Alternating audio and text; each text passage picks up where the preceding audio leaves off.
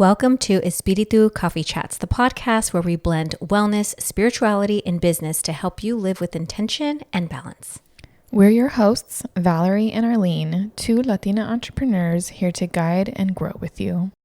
Welcome back to Espiritu Coffee Chats, and we are really excited to have Laura Valdes. She's one of our biz besties, and we are just really excited to share with you that she's a very heart-centered person, but also she has this beautiful service, this beautiful business where she is here to help bring inclusivity, diversity, and cultures together. So Laura, what do you do? So thank you for having me on the chat, Arlene. I appreciate it. So I have a translation and interpretation services agency, and we help organizations and companies bridge language gaps through our high quality in-person and remote interpretation services in over 20 languages, as well as written translation and for documents, digital and print materials. Beautiful. And so I've heard your story about why you started your business and the impact that you want to do, but I want everybody to hear from you. Yeah, absolutely. So my parents are immigrants. My family is Colombian. Growing up in Jackson Heights, Queens, and Brooklyn, New York City, with a Colombian mom and a Pakistani stepdad really opened me to the world of languages. So growing up, my stepdad spoke Punjabi, Urdu, and although I'm not fluent in either language, I did pick up on some words through Bollywood films and just hearing his family. And I was always the language bridge in my family because my Colombian grandparents didn't speak English, my Pakistani stepdad didn't speak Spanish, so I was always that bridge between them. I would also edit and translate my mom's emails and just help her with some translation work as well. So growing up in New York City, hearing all of these languages really made me want to learn more, and I studied Latin, Portuguese, and German in high school and college because those languages were offered. And the last year of college, I studied a little bit of Swahili, and I graduated early, so I couldn't continue studying that there. But I've just really loved languages and bridging languages and culture, so it just was normal for me after college to get into this career. I've interpreted nationally, internationally at conferences, and this is just a passion that I have. So what is it that you mainly do like now? Like you basically interpret for like organizations, companies, like what does that entail? Yeah, absolutely. So we work with different sectors here in Southern California. We work with education sector. We've worked with some nonprofits, corporates. We worked with unions, with PR firms, lawyers, you name it, especially conferences. Conferences is our specialty because in Southern California, in San Diego, there's a hub for international conferences. So that's something we help. We also do B2C, so we'll help folks translate their immigration documents, and then if they have immigration appointments as well.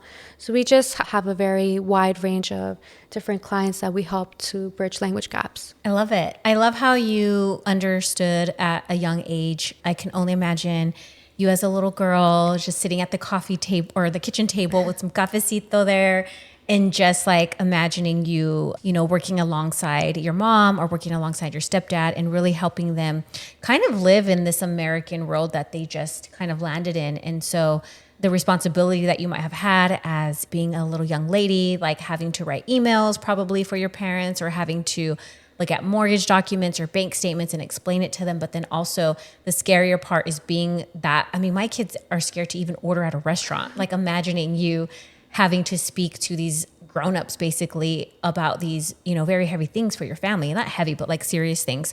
And how that made such a big impact like on your heart and how you were really able to see, I guess, the need for that, but also how it is such a deep thing for people who come to this country or even any other country and not being able to speak and like have somebody advocate, right? And obviously like you being their daughter, they trusted in you, but now you're wanting to almost be that quote unquote daughter for other people and help interpret for them and really get, their story across or their whatever goal that they want when it comes to the interpretation services, or especially even companies. Like you're representing a company too, like that is probably stressful, I would imagine. It's not stressful because I studied the language, to be an interpreter translator. However, speaking to your point, yes, so when my mom met my stepdad, they already spoke English, but before my mom met him, she didn't speak English, and she had a major loss at a court case because she didn't have an interpreter. And then also just So it took my dad a very long time, my stepdad a very long time to to receive residency. And he spoke English, with an accent. So did my mom. But I'm thinking, if they spoke English and it took them such a long time for him to get that, Right. papers. Imagine folks who don't speak English, who are going to an appointment and they don't have an interpreter. So it's these experiences that I saw that really made me passionate about this. And also I was like interpreting and translating for my grandparents, and with my dad. So it just put that seed in me of wanting to bridge language gaps. Yeah, yeah. I do want to touch a little bit on a couple more questions, but I feel like you're also very passionate about diversity and inclusion. And how does your business represent that? I feel like you give a lot to the community. I know that your business is tied to like nonprofit support. So share with us about that, because I think it's really important to also like highlight business, because that is businesses that support, diversity inclusion, but also support nonprofit work, because not all businesses do that. Not to say that you have to, but when you do, that's like another like heart-centered thing. Like your business is here to make an impact, but then it wants to do a little more. So talk to me about that. Yeah, absolutely. Thanks for this question. So last year, Valdes Language Services was selected as a 2025 Better Business Bureau Torch Awards for Ethics finalist. And also one of the things that we did last year is we raised over $2,000 for 4 different nonprofits. We provided a scholarship for the Transfronterizo Institute, which helps first-gen students to go to college with college preparedness. And then we also donated part of our proceeds of our sales to 3 nonprofits working towards human rights. So that was Al Otro Lado, that was ACLU's Southern California, and that was Trans Family Support Services. Part of what we do with the language services that we provide is also giving back. And so we're very grateful to folks who work with us, because they're not only working with us, but they're supporting human rights as well. Love that. Thank Makes you. my heart so happy. Thank you. Okay, now I'm going to go to a deeper question, and this is going to be more so geared towards AI. So how do you feel about AI? Do you have a feeling about it? Are you worried about it? Are you not worried about it? Because I feel like, there's like Apple AirPods, right? That can translate. That there's AI, but I want to know, how do you feel about the future of AI when it comes to your business professional? So honestly, it is a fear of how, advanced it's become. And, I saw a post on LinkedIn a couple weeks ago that showed that translators and interpreters were going to be among the first affected groups of those because of AI.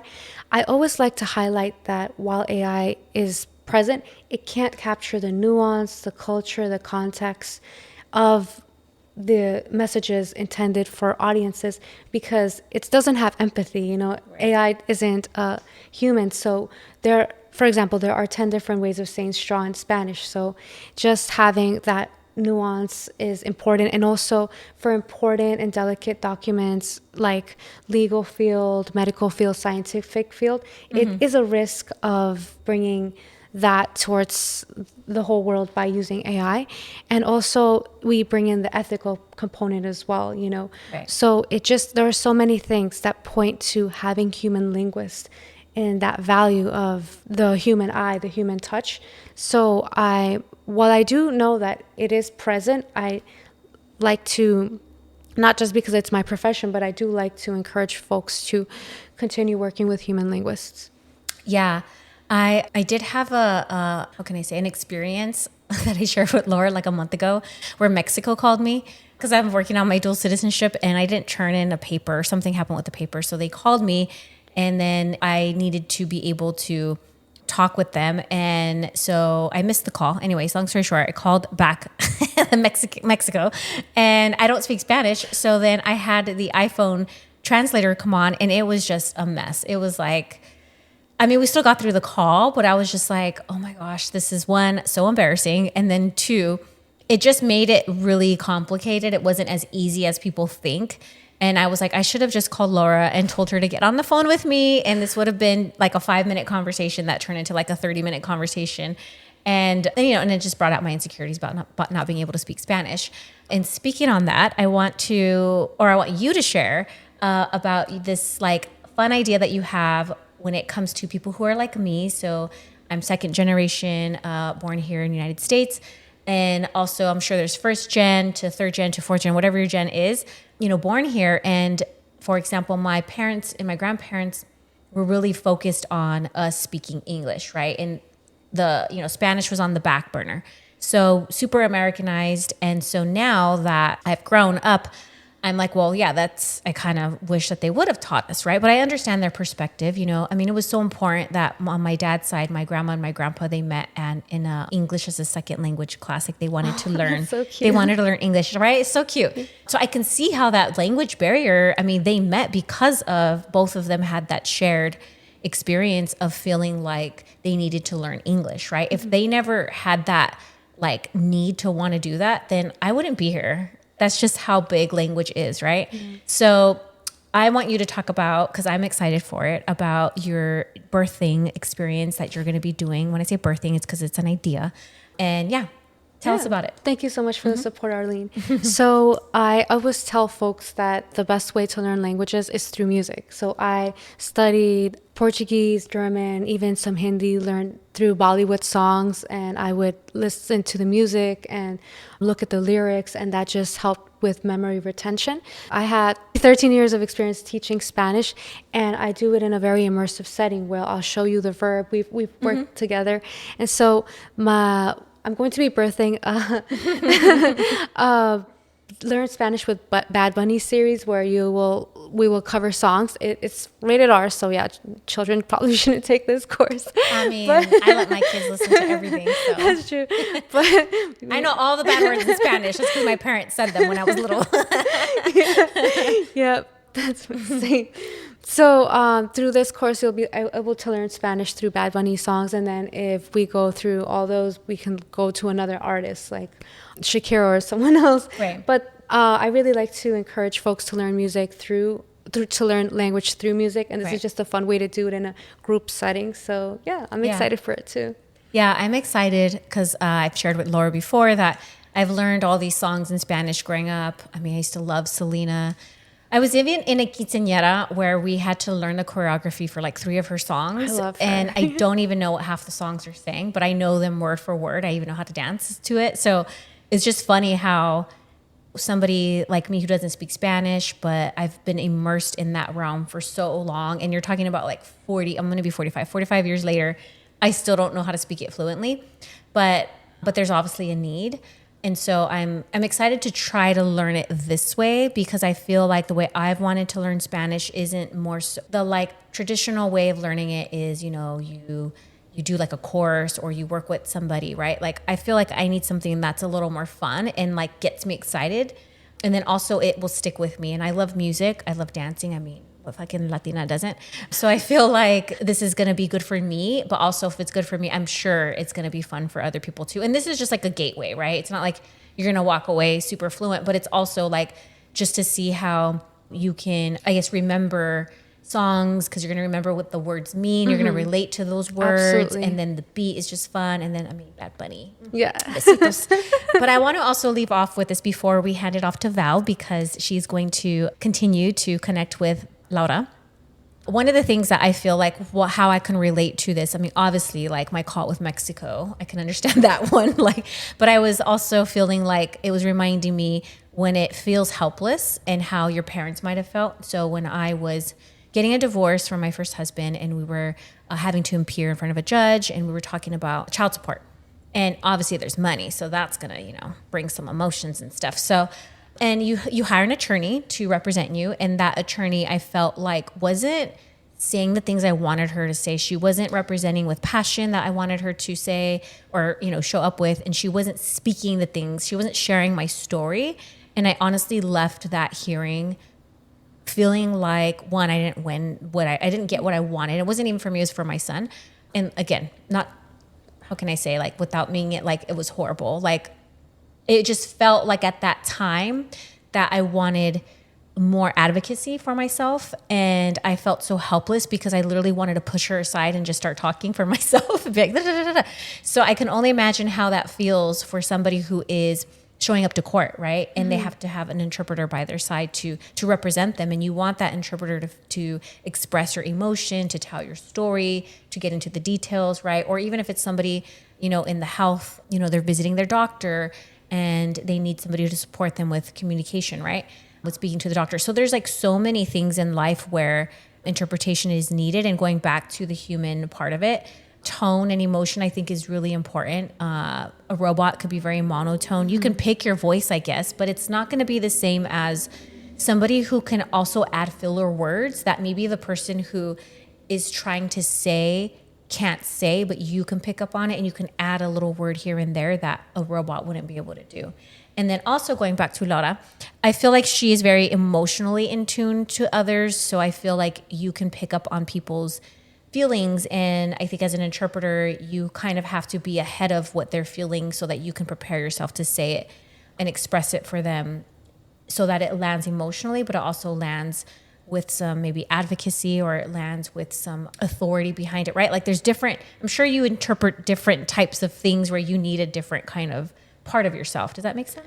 Yeah, it totally makes sense. And yes, absolutely. As interpreters, we are interpreting in the first person. So if you say, for example, I went to the office yesterday, we're going to say, fui a la oficina ayer. So we are doing it in first person. And also the linguists that we work with are amazing. So if you need a court certified interpreter, we've got you covered, a certified healthcare interpreter as well in different languages. So we take care to ensure that we're getting the right linguist for you. So it's not the same being, just bilingual in a language. It's not the same just having, an interpreter for a specific language. We want to make sure that that the project that you need is going to be matched with the linguist who has those skills sets to help that project be a success. Oh, I love it. Before I hand you off to Val, I just want to echo back to the Bad Bunny because I want you all to join me for this. And it will be in the show notes when it is live and ready for you guys to sign up. I definitely encourage it. I will definitely be there. And also her Instagram handle will be below. And otherwise, I enjoyed this half interviewing you and connecting with you and just having you share about your business. But again, it's also because I love sharing, especially having people on this podcast. I think Val and I both want to have women that are also making an impact, that are supporting like nonprofits, but are also aware of diversity and inclusion, because that's such a big part of who we are and what this podcast is about. So cheers to you, girl. Thank you. I'm going to hand you off to Val.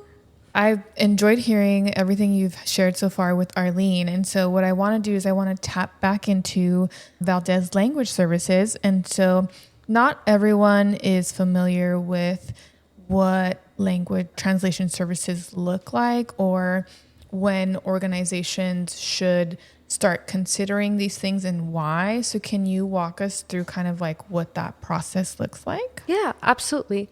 So translation services are written services from one language to another, from the main language, original language to from the source language to the target language. And it could be digital or print, so translating a website or translating documents.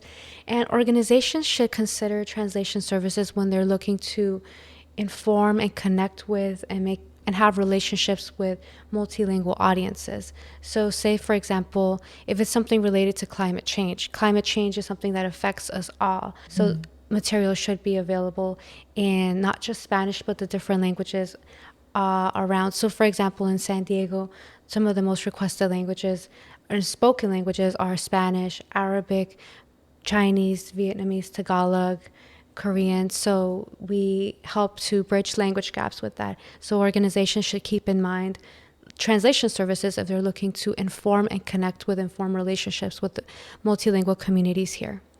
Awesome. And so is this something for like conferences or workshops? Like what is the process? What does the actual event look like when you have a translator there? Absolutely. So a very important distinction I want to make is the difference between translation and interpretation. Oh, thank you. Yeah, of course. Yeah, this happens all the time. So translation is for written word, and then interpretation is for oral, so that's spoken, or signed So, for example, at a conference, at a meeting, at an event, you would have interpreters present. Let's say, for example, your event lasts for 8 hours. You would have 2 interpreters there because 2 interpreters would take turns sharing, interpreting the materials. And say you have, for example, 10 Spanish-speaking participants who aren't fluent in English and 10 Chinese Mandarin speaking participants who aren't fluent in English. So you would have 2 interpreters for Spanish and 2 interpreters for Chinese Mandarin, that they would be in the background with the interpreter microphone and the interpreter transmitter, interpreting possibly in a booth if that's requested, a full booth. And the participants would receive a receiver and a headset, so the headphones, and they would be listening to the live simultaneous interpretation. Now for like American Sign Language interpreting, you would have the interpreter on stage interpreting what is happening at the event. So those are some of the scenarios where you would use translation to translate the materials to let the folks know that this meeting is going on, and then having the interpreters on site to facilitate language access. Amazing. And so I'm just thinking because I've actually I've seen the sign language like at concerts and stuff, but I think the only interpretation services I've seen happen to all be in movies and films, maybe like the UN or some kind of like similar type of situation. So for organizations that are looking to hire either the translations or the interpretation services, and for the people that are attending, what is kind of the biggest shift you see in the organizers and also in the attendees? So when there is a translator or interpreter there provided for them. Yeah, absolutely. So there is definitely a sense of connectedness. So one thing I also have experience in is creating multilingual spaces. So say, for example, there are some folks that are not fluent in Spanish and not fluent in English. We can create multilingual spaces where if the meeting is going to be held in English and in Spanish, like a Spanish speaking presenter, then folks who are not fluent in either language can come to us and use one of the headsets and the receivers to listen into the interpretation. That way participants feel comfortable expressing themselves in the language that they feel most comfortable speaking in. So there's definitely this sense of gratitude from participants and organizers that all this information, resources, opportunities are being shared and folks can know what's going on. I love that, yeah. Because I can only imagine, I think especially here in San Diego, there are so many informational workshops and all kinds of resources. And obviously the ones that I've seen are all in English because that's my primary language and what I use day to day. But for a lot of others, I tend to see Spanish. That seems to be the second most maybe dominant language in San Diego. It is. Yeah. Okay. I was like, I don't really know. It is. But I think like how Arlene had mentioned earlier, where having the services there to help bridge that gap between the language, I think just makes us, like you said, more connected. And also, like Arlene said, gives us more of the confidence to be in that space and to feel like we are being represented. Because I think a lot of times organizations will say that they are diverse, but then fall short. So are there any questions or maybe reflection points that organizations can take to ensure that they're not just performing diversity, but actually creating the real diversity and the trust in the community? I love this question. And yes, absolutely yes. So one thing that organizations can do is they can talk to language services providers like myself with Valdes Language Services and have a meeting before they're planning their budget so they know how much to set aside for translation services and interpretation services, because there are things that go into interpretation services like having 2 interpreters if it's going to be like a meeting that lasts more than 1 hour, or having the equipment, right, the receivers, transmitters, headsets, mics, all that stuff.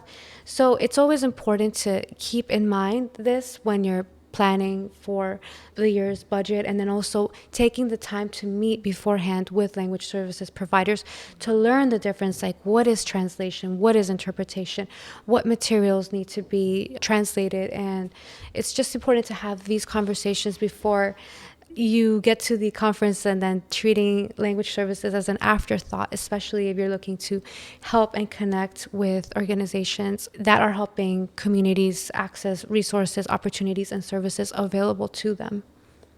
And are there specific industries that could best benefit from translating or interpretation services? Yeah, absolutely. So I would say any nonprofit doing work to support different services throughout the region that they're covering, especially education, healthcare, legal, marketing for different organizations providing services, utilities. There's just such a wide range of uses for translation and interpretation services. Yeah, I mean, I would imagine that it spans all industries in some way. I'm sure there's many of situations I can't think of, but basically it seems like for any industry that this is applicable if you're looking to bridge that gap. And from a business point of view, it also increases your addressable market, your market share, because now you're tapping into multiple audiences and not just, I mean, we're here in California, so English speaking is the default. So you're not just tapping into the English speaking communities here, you're tapping into the Spanish, the Arabic, all these other languages, Vietnamese, like you had said. And so there's like actual real business and revenue benefits selfishly in doing and having these services for people. Absolutely, yes. You're connecting with more markets, with more communities, and it's a win-win. It really is a win-win for everyone. Yeah, I mean, do it. Hire Laura. Hire Valdes Language Services. Like, I think we've put all of the reasons why the interpretation and translation services benefit like so many people. I think many of us first gen, second generations have had in some shape or form that experience where we're translating for our family is what got you started in all of this, and being surrounded by the beautiful global mesh pot of languages and culture that is the United States, really. So I think like when you take a step back and you look at the benefits of the services that you provide, I think it touches like all points of humanity and really brings us like closer together.